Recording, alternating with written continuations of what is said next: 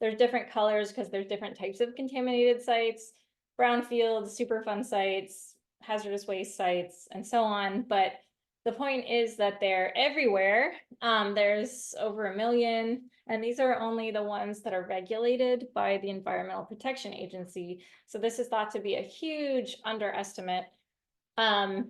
So we're living, we're surrounded by contaminated sites, and it costs so much money to clean up a contaminated site with the conventional remediation approach, which is literally digging up the soil that's contaminated and dumping it somewhere else. So this approach doesn't also actually resolve the issue, right? It just moves it somewhere else. And this high cost to do that, and there's so many other issues with that approach, as you can imagine.